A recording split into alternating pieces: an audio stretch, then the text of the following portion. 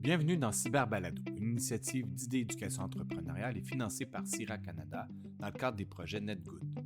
Dans cette série, des jeunes de 5 à 18 ans prennent le micro pour explorer les enjeux liés à la cybersécurité, cyberintimidation, hameçonnage, virus, piratage, fausses nouvelles, citoyenneté à l'ère numérique et bien plus encore. Ces balados ont été co-créés avec des pédagogues dans le but de sensibiliser, d'informer et d'outiller les jeunes ou leur communauté à utiliser Internet de façon sécuritaire et responsable. Cyberbalado s'inscrit dans un projet éducatif plus large qui comprend aussi une trousse pédagogique et des ateliers en classe pour faire de chaque jeune un acteur de changement dans le monde numérique. Produit avec des jeunes de divers groupes d'âge et provenant de milieux très variés à travers le Canada francophone, ces épisodes témoignent de l'engagement réel des jeunes et de la créativité propre à leur contexte. Place aux jeunes. 14% de tous les jobs qu'ils pourraient avoir pour les humains sont pris par les AI. Aujourd'hui, vos animateurs, Raphaël et Joshua, vont vous parler des dangers, des avantages et limites de AI utilisées aujourd'hui. Si vous êtes intéressé de l'attendre, restez à bord avec nous pour la suite du balado. Pour commencer, on va parler de jobs qui sont volés par l'artificielle intelligence. Après avoir parlé de voitures qui se conduisent toutes seules, comme par exemple la Citroën modèle de Tesla. Pour finir, on va parler des limites de AI et comment elles sont en train d'être réglées. Beaucoup de monde dit que les robots vont prendre nos jobs, mais est-ce que c'est vrai, Josh? Oui, à ma ferme, on a des robots pour traire les vaches et pousser la nourriture de vaches. Pourrais-tu nous expliquer à propos des problèmes qu'ils pourraient avoir? Si on manque d'électricité pour trop long temps, les robots vont arrêter de fonctionner et besoin de réparer ou de reset. Aussi, quand les machines ont brisé, on appelle la compagnie qui vient réparer en moins d'une heure. Pourrait il y a des robots pour pousser la nourriture? Surtout les vaches, les robots ils poussent la nourriture. Ils poussent la nourriture qu'ils n'aiment pas, comme des enfants avec leur souper qui a des légumes? Oui, ils ont peur comme certains enfants, mais ils poussent le foin qui est mis dans le mélange que les vaches mangent. Avec tous ces robots dans les fermes, penses-tu que les jobs des fermiers vont être enlevés? Je pense que les emplois des fermes vont pas être enlevés, mais ils vont dramatiquement diminuer. Il n'y a pas des milliers de personnes qui vont perdre leur job?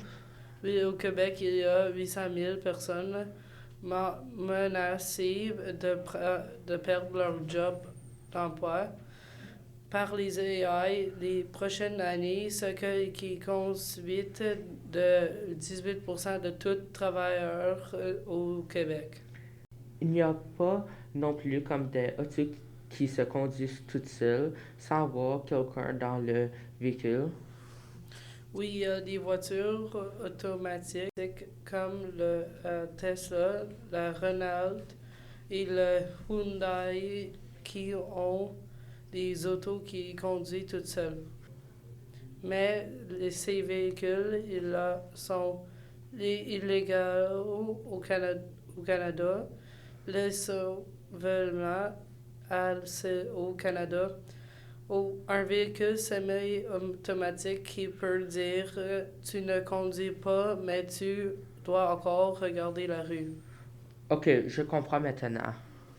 Mais combien de temps penses-tu que ça va venir légalement d'avoir un véhicule automatisé au Canada?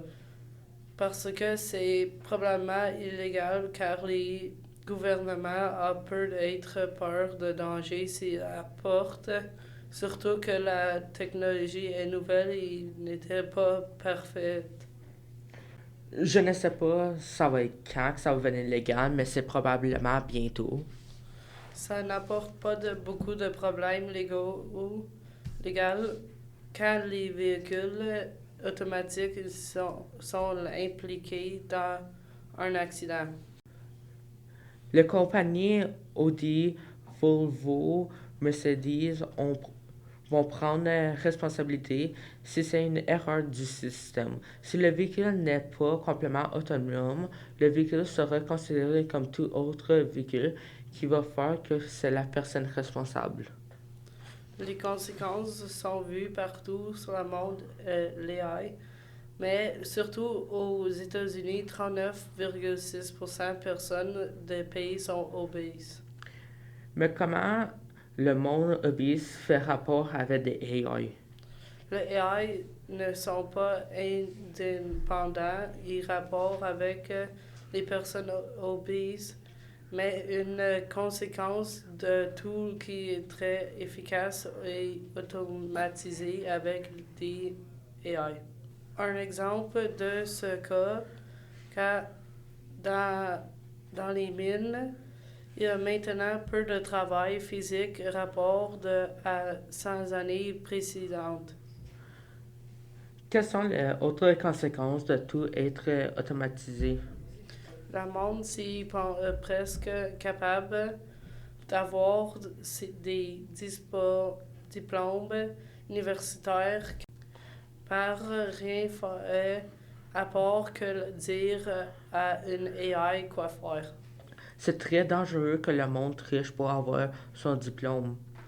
Dans une couple d'années, il pourra avoir du monde avec un diplôme pour une job qui ne sait même pas quoi faire parce qu'ils ont juste triché sur les tests. Un autre problème est qu'il n'y a pas beaucoup de réserves de lithium sur Terre. C'est quoi du lithium? Le lithium est un matériau utilisé dans les batteries les plus courantes parce qu'elles sont très efficaces et rapides à transporter l'électricité. Est-ce que tu essaies de dire qu'on ne va pas avoir assez de lithium pour tous les besoins des humains ou tout ce qu'on voudrait faire? Oui, mais comment le monde peut régler ce problème? Pour régler ce problème et autres, ils sont en train de construire une nouvelle sorte d'ordinateur qui s'appelle un calculeur quantique. Il va aider à développer de nouveaux médicaments, des batteries plus efficaces, de nouveaux matériaux et à simuler la nature. Wow! Mais pourquoi personne ne parle de ce nouveau ordinateur? Le problème avec ces ordinateurs, c'est qu'il y a trop d'erreurs quand on les construit à la grosseur qu'on aurait besoin. Pour résumer, les robots et AI et conséquences de la précisation des humains, de plus il y a toujours un humain qui se fait prendre responsable d'un accident d'auto, que soit la personne dans le véhicule ou la mécanique qui fait une erreur, la compagnie va être responsable au lieu d'arrêter le problème. On est en train l'empirer avec de nouvelles technologies et grosses investissements. L'industrie de programmation n'arrête pas d'augmenter, ce qui va faire qu'il va encore y avoir des AI et des robots qui sont de plus en plus puissants, des véhicules qui conduisent tout seuls et qui peuvent aussi être conduits par un humain s'il veut, mais ça va être illégal si tu le conduis sur la rue. Je suis sûr que ça va arriver vers 2050, que ça serait le seul véhicule qui pourrait être sur la rue, ça va être conduit par AI. Après, ceux qui aimeraient conduire des autos, ils pourraient aller à des pistes de course et conduire des voitures lui-même, comme s'il était arrivé à des... comme quoi qu'il y avait arrivé à des chevals.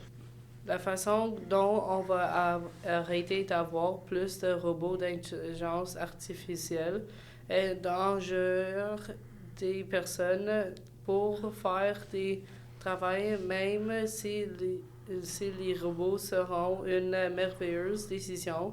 Même l'argent investi dans les AI est placé où qui a besoin, comme baisser le prix de vie de beaucoup de pays qui fait que tout le job va pas pouvoir être capable de soutenir une personne qui s'y met assez d'efforts.